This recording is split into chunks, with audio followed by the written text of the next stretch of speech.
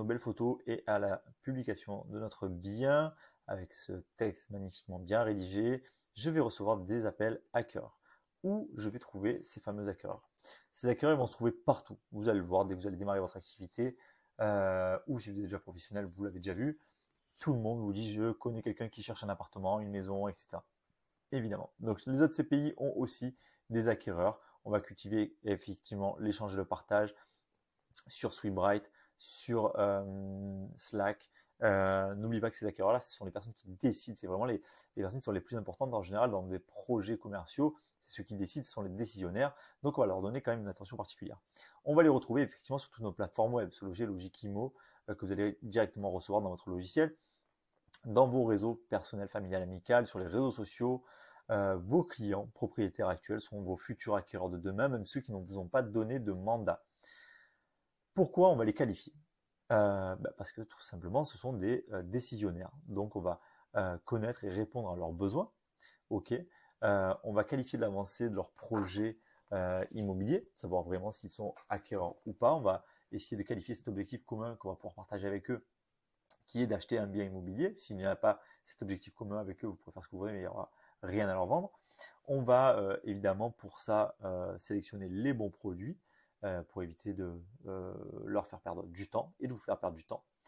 On va essayer aussi de les qualifier pour repérer les hackers qui seraient malhonnêtes, qui seraient malveillants, qui voudraient capter de l'information afin de vous court-circuiter dans le cadre d'un projet qu'ils souhaiteraient réaliser.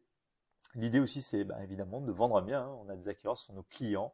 On doit leur vendre un appartement, que ce soit un appartement ancien, que ce soit un appartement neuf, mais on doit vendre quelque chose et répondre à leurs besoins. Ne pas passer à côté d'un acquéreur, en tout cas, c'est quelque chose qui est vraiment primordial. Et évidemment, on va aussi compléter notre prestation par l'apport de services à nos clients, qui peuvent être le déménagement, qui peuvent être des travaux, qui peuvent être voilà, tout ce que vous voulez, l'assurance, etc. Donc, comment on va qualifier nos acquéreurs? De cette manière-là. Trois grands types d'acquéreurs. Le premier, c'est celui qui est déterminé, qui a un projet qui est validé dans le détail, qui a des échéances précises d'achat, une mutation, l'arrivée d'un nouvel enfant, je ne sais quoi, et qui a un financement qui est validé par la banque. Elle a déjà une simulation, la banque est prête à lui prêter. Là, c'est l'acquéreur dont on va s'occuper en priorité. L'acquéreur B, c'est à peu près le même acquéreur, sauf que les échéances sont moins précises. On a un financement qui est en cours de validation. C'est l'acquéreur commun, j'ai envie de vous dire. C'est celui qu'on va devoir faire évoluer en permanence sur cet acquéreur A. Donc, on va l'aider à valider son prêt immobilier. On va l'amener chez un courtier en prêt immobilier. On va essayer de fixer des échéances précises avec eux et de bien qualifier ce besoin qui est d'acheter. Et puis après, on a le dernier acquéreur qui est plutôt curieux acquéreur qu'un acquéreur réellement.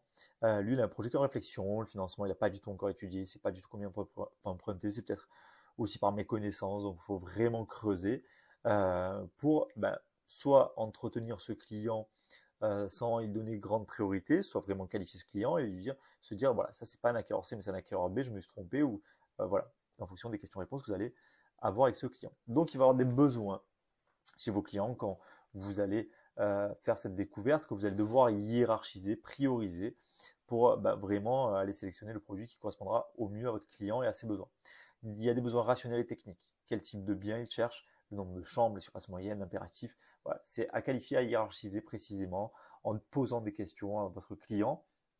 Potentiellement, peut-être qu'il préférera avoir un garage qu'un extérieur. On va lui poser cette question-là pour diriger nos choix de produits à lui présenter. Il va avoir aussi des besoins émotionnels. Que cherche-t-il réellement? Que privilégie-t-il dans sa recherche?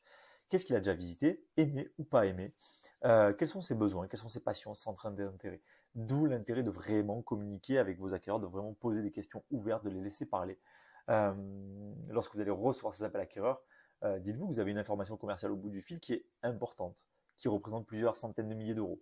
Alors, à vous de voir si vous voulez simplement répondre par oui ou par non à la question ce bien me correspond et puis merci, au revoir, on raccroche, ou bien si vous voulez qualifier sa demande pour pouvoir peut-être le faire rebondir, comme c'est le cas dans l'immobilier dans 6 cas sur 10, sur un autre produit qui sera en stock chez Edition 94. Peut-être que vous n'aurez pas ces produits au début de votre carrière chez Edition 94, peut-être que vous les aurez après, mais en attendant, vos collègues ont déjà des produits en stock, donc autant en profiter.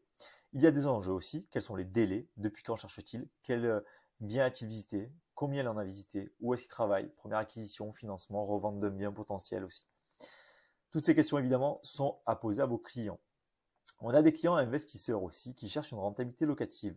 Donc, on va communiquer de manière assez différente avec eux, puisqu'on va essayer de capter la rentabilité qu'ils souhaitent sur les biens qu'ils souhaitent investir.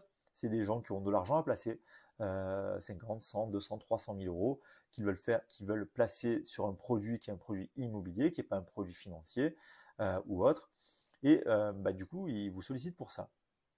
Donc là, pour calculer la rentabilité locative brute d'un bien immobilier, on va prendre le montant des loyers annuels, soit mensuel multiplié par 12, divisé par le prix du bien, multiplier ça par 100 et on va avoir un pourcentage qui va en ressortir. Donc là, on parlait de rentabilité brute. Pour calculer la rentabilité nette, et c'est celle qui intéressera en tout cas votre investisseur, on va faire exactement la même chose, sauf qu'au lieu de multiplier par 12 le nombre de loyers, on va le multiplier par 10. On part du principe où on enlevait 20% à la rentabilité brute.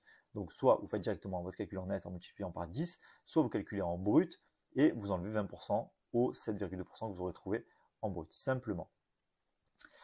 La dernière manière, c'est aussi potentiellement de trouver le prix d'un bien en fonction de la rentabilité que vous souhaitez. Si un bien est en vente à un certain montant, vous prenez le loyer annuel, loyer mensuel multiplié par 10 divisé par le prix du bien, vous multipliez par 100, ça va vous donner un montant qui correspond au prix auquel le client voudrait acheter en fonction de sa rentabilité.